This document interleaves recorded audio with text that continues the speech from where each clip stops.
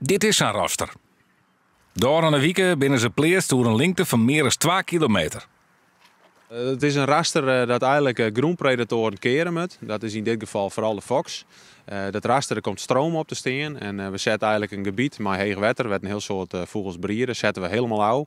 En op die manier proberen we die foxen te keren.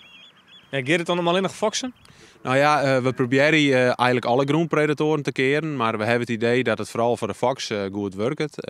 Wat de stiermut en de hermelijn betreft ben we nog net helemaal uit. Dat wordt ik onderzocht. We zetten er camera's bij en zo kunnen we bijhouden van hoe het werkt. Bij Koudem en Warkum wordt ook al gebruik maken van het raster. Hoewel het een protte werk is om ze te pleetsen, door de stroomrasters vol vertuten.